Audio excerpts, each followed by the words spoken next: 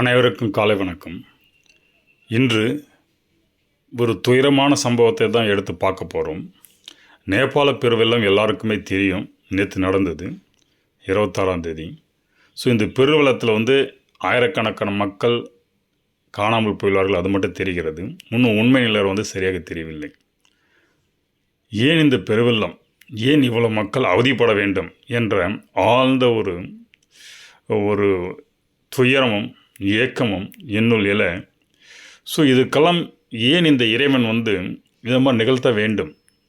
இது அந்த மக்களுடைய தவறு என்ன? மக்கள் நல்லா தானே இருக்கிறாங்க, அந்த மக்கள் இயற்கையோடு இணைந்து நன்றாக வாழ்ந்தார்கள் அப்படின்று பார்க்கும்போது,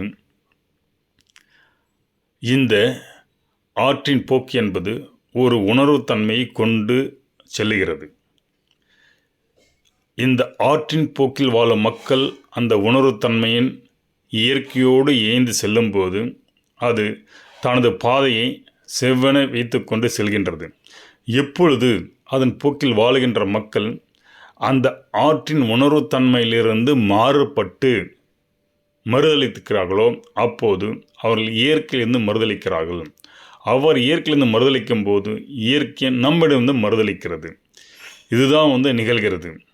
அதனால் ஒன்றுக்கொன்று முரண்படும் நிகழ்வுகளே அந்த முரண்பாட்டில் சரி செய்து கொள்வதற்காக ஏற்படுகிற நிகழ்வுகளாகவே இருக்கின்றன. ஒன்று, ஆற்றின் உணர்வோடு அங்கு வாழ்ந்த மக்கள் இயற்கையோடு புரிந்து இயந்து வாழ்ந்தால் இத்தகைய பேரழிவுகள் வருவதற்கான சாத்தியக்கூறுகள் குறைவு எனலாம். அதே அவர்கள் முரண்படும் போது அந்த சாத்தியக்கூறுகள் மாறுபடுகின்றன. அப்போ இதுதான் நமக்கு இயற்கை பேரழிவுகளாக இங்கு நிகழ்கின்றன. ஏனென்றால் இந்த உணர்வு தான் அனைத்து உயிர்களையும் இயக்குகின்றது. இந்த உலகத்தில் எல்லாத்துலேயுமே இந்த அணுக்கள் முதல் எல்லாமே இந்த உணர்வு தன்மைகள் தான் இயங்குகின்றன. எனவே இந்த உணர்வு மாறுபடும் போது அந்த உணர்வு மாறுபடும் மறுதளித்தல் தான் இந்த இயற்கை நிகழ்வுகள். ஒரு இடத்தில் நாம் வாழ்கின்ற என்றால் அந்த இயற்கையினுடைய இயற்கை அமைப்பு தன்மை அதை அனைத்தும் அரவணைத்து அது வெகுவாக பாதிக்காத வண்ணம் அங்கு வாழ்கின்ற மக்கள் வாழ வேண்டும். அந்த இயற்கையை அழித்து சுரண்டி அதற்கு பாதிக்க வண்ணம் பல்வேறு விளைவுகளை அங்கு ஏற்படுத்தும் போது அந்த இயற்கையினுடைய தன்மை ஏற்படும் பாதிப்பு பஞ்சபூத தத்துவின் அடிப்படையில் தன்னைத்தானே சரி செய்து கொள்ள அந்த தத்துவத்தை சரிப்படுத்தும் போது இத்தகைய நிகழ்வுகள் நிகழ்கின்றன. பஞ்சபூதங்கள் என்பது நீர், நிலம், காற்று, வாயு, ஆகாயம், நெருப்பு. இந்த 5 பூதங்களும் அந்த இயற்கையோடு இருக்கின்ற இடத்தில் அங்கு வாழ்கின்ற மக்களுடைய இயற்கையோடு இருக்கின்ற விஷயத்தில் உணர்வுகளில் பொருந்தும் போது 5 பூதங்களின் சமன்பாடு இருக்கின்றது.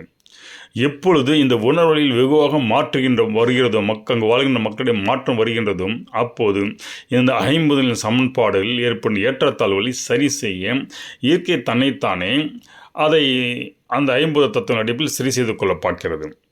உதாரணத்திற்கு இங்கே ஏற்பட்ட நிறைய கட்டுமான பணிகள் மற்றும் அதை சுற்றி இந்த மக்கள் வரவேற்கப்பட்ட பல விஷயங்கள் என அனைத்து காரணிகளும் இத்தகைய நிகழ்வுக்கு காரணமாக இருக்கிறது.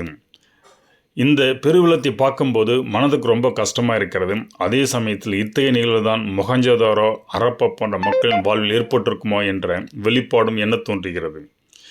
ஏனென்றால் இத்தகைய பெருவெள்ளம் பார்த்தா ஒரு 10 செகண்ட்ஸ்லேயே 5 அடுக்கு 6 அடுக்கு 10 அடுக்கு கட்டடமெல்லாம் அப்படியே நீரால் மூழ்கி அங்கு வெள்ளம் கொஞ்சம் தனித்து பார்த்தா மண்ணு தான் தெரியுது. அடுக்குமாடு கட்டிடலாம் மண்ணுக்கடியில் புதைந்துள்ளது. இத்தகைய நிகழ்வு தான் நம் மொஹஞ்சதாரோ ஹரப்பாலையும் பார்க்கின்றோம். அப்படி மண் மூடி அந்த மண்கள்லாம் எடுக்கும் போதும் கீழே புதையொன்று நகரம் கிடைக்கின்றது. எனவே இத்தகைய மொஹஞ்சதாரோ ஹரப்பாவில் வாழ்ந்த இந்த சிந்து சமவெளி நகர மக்கள் இத்தகைய பெருவெள்ளங்களால் பாதிக்கப்பட்டு இருக்கலாம் என்பது இதன் மூலம் உறுதியாகின்றது. அதனால்தான் இந்த மக்கள் எஞ்சியிருந்தவர்கள் புலம்பெயர்ந்து வந்திருக்கலாம். இல்லை என்றால் இங்கு வாழ்ந்த மக்கள் எப்படி அவ்வளவு மண்ணுக்கடியில் சென்று இவர்கள் உலகம் அந்த வீடுகளெல்லாம் போயிருக்க வாய்ப்புகள் இருக்குது என்பதை ஆராய வேண்டியிருக்குது. வறட்சியாளி மக்கள் சென்று விட்டு போயிருந்த காலத்தில் மேபி பெருவெள்ளம் அப்புறம் ஏற்பட்டு மூடி இருக்கும்போது உயிர் சேதம் எதுவும் இல்லாமல் போயிருந்தால் அந்த மக்கள் படங்களுக்கு செல்வதற்கான வாய்ப்புகளும் இருக்கிறது. எது எவ்வாறு நடந்தது என்பதை நமக்கு ஆய்வதற்கு நமக்கு அங்கே சான்றுகள் இல்லை. எனவே அங்கிருந்த மக்கள் புலம்பெயர்ந்து விட்டார்கள். அதற்கப்புறம் வெள்ளம் வந்தது என அறிந்திருந்தால் அத்தகைய காலகட்டம் போது டிஎன்ஏலேருந்து கிடைக்காத வாழ்ந்த மக்கள் நிறைய பேருடைய அந்த சடலங்கள் கிடைக்காமல் இருப்பது அது ஒரு சான்றாக நமக்கு விளங்குகிறது. வெள்ளம் வருவதற்கு முன் அதை அறிந்து இம்மக்கள் சென்று விட்டனா, இல்லை வறட்சி காலம் சென்று விட்ட பிறகு அவர்கள் இந்த இடத்தை காலி செய்து சென்று விட்ட பிறகு வெள்ளம் ஏற்பட்டதா, அதனால் நகரங்கள் மூடப்பட்டதா என்பதை ஆராய வேண்டியிருக்குது. ஆனால் இந்த ஒரு விஷயம் மட்டும் புலனாகிறது.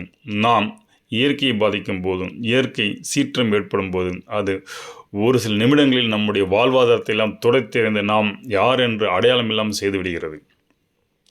அப்போது நாம் இயற்கையோடு பொருந்தி வாழ்வதுதான் வெரி வெரி இம்பார்ட்டன்ட் என்று தெரிகிறது. அப்போது இயற்கையோடு பொருந்தி வாழ்வதுதான் நம்ம உணர்வு ரீதியில் இந்த இயற்கையோடு ஒன்றிணைத்து செயல்பட வேண்டும்.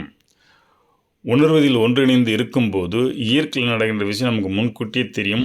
இத்தகைய விஷயங்கள் முன்கூட்டியே நம் உள்ளுணர்வு காண்பிக்கும். நாம் இத்தகைய அகப்படாமல் செல்வதற்கு வெளியே செல்வதற்கு வாய்ப்புகள் இருக்குது.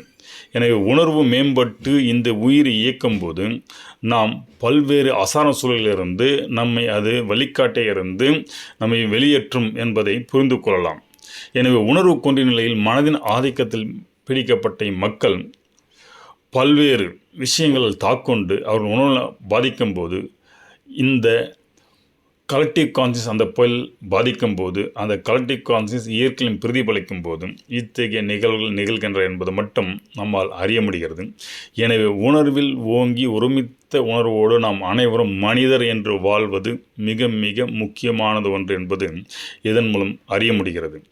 எனவே நாம் அனைவரும் மனிதர்கள், நாம் அனைவரும் ஒரு மக்கள் என்ற உணர்வில் வாழும்போது இத்தகைய அசம்பாவிதங்களை நாம் தவிர்க்க முடியும். ஏனென்றால் எல்லாமே உலகத்தில் சக்தியை அடிப்படையாக மையமாக கொண்டது இயங்கிறது. எனவே சக்தியில் ஏற்படும் சலனம் அது அந்த சலனத்தை சரி செய்யும்போது இயற்கை நிகழ்வுகளாக இது மாதிரி வருகிறது.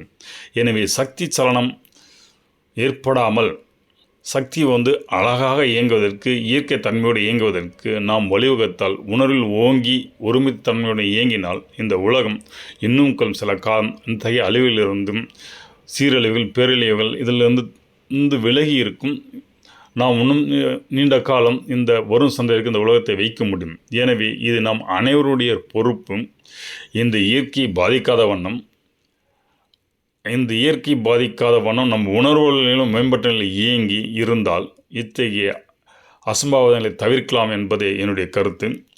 எனவே உயர்ந்த உணர்வு நிலையில் ஒருமித்த உணர்வோடு அனைவரும் ஒருவரே என்ற ஒருமித்த எண்ணத்தில் வாழ்வதே நமது இந்த உலகத்தை இன்னும் சிறிது காலம் நீட்சியோடு இருக்க வழி செய்யும் என்பதை கூற முற்படுகிறேன். எனவே இயற்கையோடு இணைந்து உணர்வில் ஓங்கி அனைவரும் ஒன்று என்று நாம் முற்படும்போது இத்தகைய பேரொழில் வருவது தவிர்க்கப்படலாம். ஏனென்றால் சக்தி சலனம் ஏற்படுவதில்லை. சக்தி சலனம் ஏற்படும் தான் அந்த சக்தி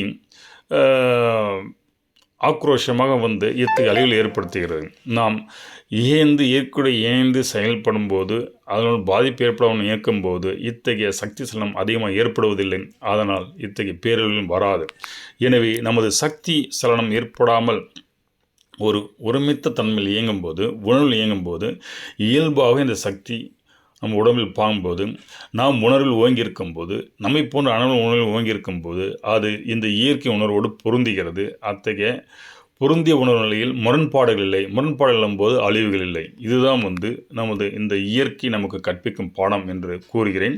எனவே நாம் அனைவரும் உணர்வில் உயர்ந்து ஒன்றிணைந்து அனைவரும் மனிதர்கள், சக மனிதர்களுக்கு ஒவ்வொருவரும் உதவ வேண்டும் என்று எண்ணத்தோடு வாழ்ந்தாலே இந்த இயற்கை நம்மை பாதுகாக்கும் என்று இதற்காகத்தான் நம் முன்னோர்கள் இந்த ஆற்று நதியின் ஓரம் இந்த சக்தி சலனங்கள் ஏற்படும் போது அது சரி செய்யும் விதமாக பல்வேறு சக்தி அமைப்பு ஓட்டங்களை கொண்ட கோயில்களை உருவாக்கினார்கள்.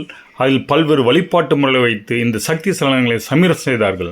எனவே ஆறுகள் ஓரத்தில் உள்ள கோயில்கள் இந்த சக்தி சலனத்தை சரி செய்யும் பெரிய இயற்கை வரப்பிரசாதமாக உள்ளது. எனவே இத்தகைய பக்தி முறையை கொண்ட கோயில்களை பேணி பாதுகாத்தால் நம்முடைய இந்த அழிவுகளை கொஞ்சம் தவிர்க்கலாம். இதற்காக தான் பல்வேறு கோயில்கள் இந்த ஆற்றங்கரை ஒட்டிய பகுதியில் உள்ளன. அதில் முறையான வழிபாட்டு முறைகள் மேற்கொண்டு வரும்போது இதை ஓரளவு தவிர்க்க முடியும். ஏனென்றால் சக்தி சலனமே இது அனைத்திற்கும் வித்திடுகிறது. அந்த சக்தி சலனத்தை சரி செய்யும் விதமாக தான் நமது கோயில்கள் விளங்கின என்பதை அறியும் பொழுது இது எவ்வளோ பெரிய விஞ்ஞானம் என்பது புரியும்.